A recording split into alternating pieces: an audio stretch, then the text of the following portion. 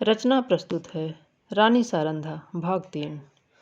राजा चंपत राय बड़े प्रतिभाशाली पुरुष थे। सारी बुंदेला जात उनके नाम पर जान देती थी, उनके प्रभुत्व को मानती थी। गद्दी पर बैठते ही उन्होंने मुगल बादशाहों को कर देना बंद कर दिया और वे अपने बाहुबल से राज्य विस्तार करने लगे। मुसलमानों की सेनाएं बार बार उन पर हमले करती थी, पर हार कर लौट जाती थी।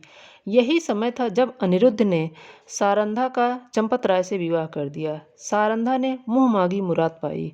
उसकी यही अभिलाषा कि मेरा पति बुंदेला जात का कुल तिलक हो पूरी हुई। यद्यपि राजा के निवास में 5 रानियां थीं, मगर उन्हें शीघ्र ही मालूम हो गया कि वह देवी जो हृदय में मेरी पूजा करती है सारंधा है। परंतु कुछ ऐसी घटनाएं हुई कि चंपत राय को मुगल बादशाह का आश्रित होना पड़ा। वे अपना राज्य अपने भाई पहाड़ सिंह को सौंपकर दिल्ली चले गए। यह शाहजहां के शासनकाल का अंतिम भाग था। शहजादा दारा शिकोह राजकीय कार्यों को संभालते थे। युवराज की आंखों में शील था, चित्त में उदारता। उन्होंने चंपत राय की वीरता की कथाएं सुनी हुई थी, इसलिए उनका बहुत आदर सम्मान किया और कालपी की बहुमूल्य जागीर उनको भेंट की, जिसकी आमदनी 9 लाख थी।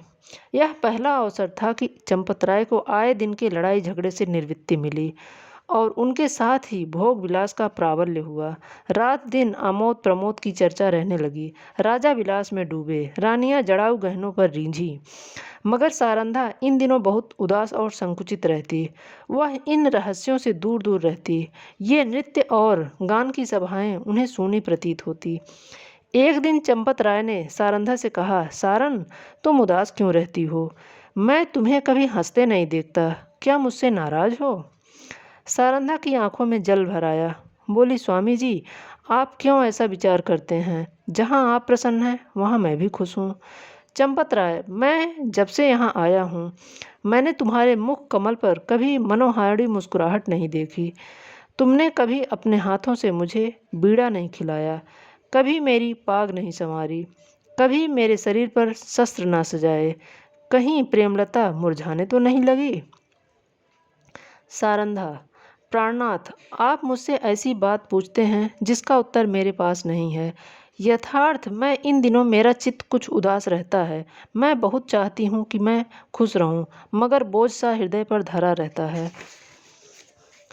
चंपत राय स्वयं आनंद में मग्न थे, इसलिए उनके विचार में सारंधा का असंतुष्ट रहना कोई उचित कारण नहीं हो सकता था। वे भौहें सिकोड़ कर बोले, मुझे तुम्हारे उदास रहने का कोई विशेष कारण नहीं मालूम होता।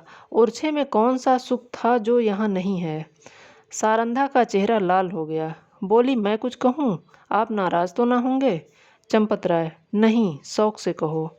सारंधा, ओरछे में मैं एक राजा की रानी थी, यहाँ मैं एक जागीरदार की चेरी हूँ। ओरछे में वह थी जो अवध में कौशल्या थी, यहाँ मैं बादशाह के सेवक की स्त्री हूँ। जिस बादशाह के सामने आज आप आदर से सिर झुकाते हैं, वह कल आपके नाम से कांपता था।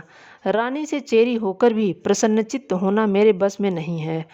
आपने यह पद और ये विलास की सामग्रियां बड़े महंगे दामों में मोल ली हैं। चंपत राय के नेत्रों पर से एक पर्दा सा हट गया।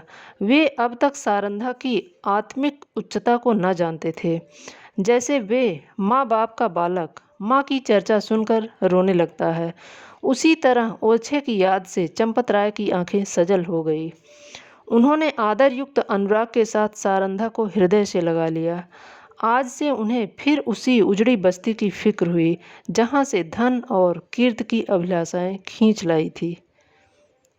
धन्यवाद। शेष अगले भाग में।